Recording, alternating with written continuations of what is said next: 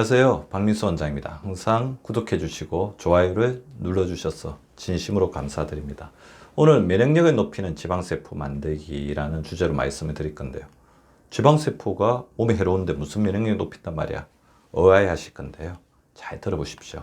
사실 지방세포는 굉장히 많은 역할을 하고 있죠. 에너지를 저장하고 우리 몸의 구성성분이면서 지방세포의 안에는 굉장히 많은 면역물질들이 들어있습니다. 우리가 이제 살이 쪄서 지방세포가 굉장히 커진다. 우리 몸에 지방세포가 넘쳐난다. 그래서 병이 생긴다 그러잖아요. 그거 자체가 면역물질이 너무 많이 넘쳐나기 때문에 생기는 염증 반응 때문에 생기는 겁니다. 염증 반응이라는 것은 그만큼 외부의 병균이나 노폐물도 많지만 그거에 대응하는 우리 면역인자들도 과도하게 출동해서 이런 어떤 전투의 흔적으로 발생하는 게 염증이라는 것입니다. 따라서 너무 과하고 너무 모자라서도 안 되는 것이 바로 우리 면역이듯이 이 지방세포에서 만들어내는 면역물질 역시 적정성을 유지할 때 여기 호메오스테이시스라고 이제 써 있는 단어가 보이실 건데 균형을 이루고 있다는 겁니다. 적절하다는 거죠. 그래서 린 아디포스라는 건 뭐냐면 날씬한 지방, 정상적인 지방이라는 거죠. 이때는 모든 지방세포 안에 들어있는 면역물질들이 균형을 이루면서 적절하게 분포가 되어 있는데 우리가 잘못된 생활 습관 많이 먹고 가식하고 혈당 지수가 높은 음식을 먹으면서 스트레스를 많이 받고 운동을 하지 않았을 때는 지방세포 자체가 커지게 되고 지방세포가 커지면서 여기 있는 면역물질들도 숫자가 많아지면서 더욱더 비대해지게 됩니다. 하이퍼 액티베이션, 강한 활동성을 가지게 된다는 거죠. 이거 자체가 지방세포가 커지면서 우리 몸에 해를 끼치는 것입니다. 왜 그러면 지방세포가 커지면서 이렇게 면역물질이 강하게 되느냐? 사실 이 부분에 대해서는 면역물질의 가활동이라는 것도 있지만 지방세포가 이렇게 커진다는 것은 우리 몸이 균형을 잃었다는 것이고 우리 몸에 신호를 보내죠. 경고를 보냅니다. 통증, 염증, 피로 이런 거 경고를 보내기도 하고 고혈압, 당뇨 이런 걸로 이제 경고를 보내는데 우리가 그것을 느끼고 이렇게 가다가는 나중에 암도 생기고 뇌졸중도 생기고 심근경색도 생겼다 그랬을 때 이미 멈춰야 되겠다 그러면 되는데 그 신호를 무시했을 때는 문제가 된다는 것입니다. 지방세포가 커지면서 이런 면역물질들이 가한 상태, 가활동 상태가 되면서 염증 반응이 나타나게 된다. 이것이 하나의 자가 면역 상태로 가는 지방세포의 비례입니다.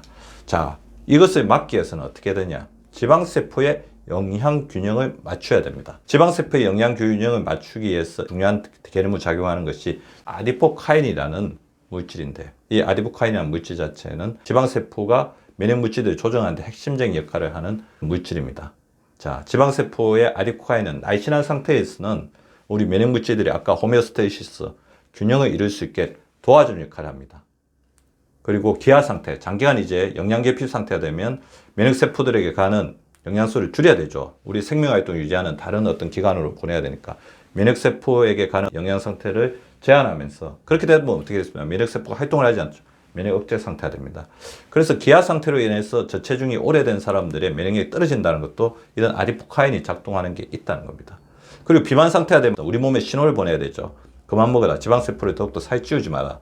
그래서 가면역 상태, 하이퍼 액티베이션, 그 다음에 거기서 자기 세포를 공격하는 자가 면역 상태를 유발하는 게 지방세포의 아디포카인이라는 면역물질의 역할입니다. 그래서 아디포카인이 균형 상태를 유지하게끔 린 아디포스, 날씬하고 정상적인 지방세포의 크기를 유지해주는 게 핵심적인 과제라는 것을 알 수가 있습니다. 두 번째는 이제 지방세포의 렙틴 저항성 자체가 면역력을 약하게 한다는 연구 결과가 있습니다. 인슐린 저항성, 인슐린 기능이 떨어지면서 인슐린 저항성 자체가 우리 몸에 여러 가지 질병을 일으키고 그 자체가 면역력 저하를 일으킨다는 거 다 알고 계시죠.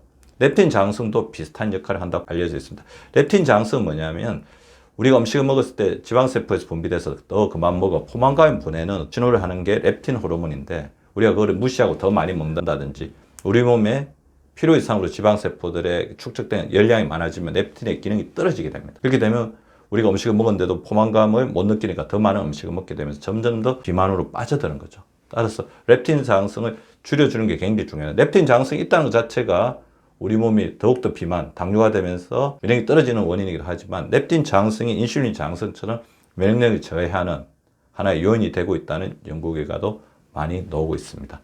더불어서 갈색 지방의 면역 효과도 요새 주목을 받고 있는데요. 우리 지방 중엔 두 개가 있죠. 백색 지방과 갈색 지방이 있습니다. 백색 지방은 주로 이제 저장하는 지방이고 갈색 지방은 어린아이 때부터 계속 있는데 주로 목덜미나 이렇게 상체에 많습니다. 갈색 지방은 열을 발생해서 우리 몸이 저체온 상태에 빠지는 것을 막아주는 역할을 하죠. 그래서 열을 발생하기 때문에 우리 에너지를 소비하면서 우리 몸의 기초대사량을 높여주는 쪽으로 작용하고 있고, 영유아 때는 우리 몸을 보호해주는 핵심 기관, 장기, 조직이라고 볼 수가 있습니다. 체온이 너무 떨어지게 되면 영유아의 생명활동 자체가 위협을 받잖아요.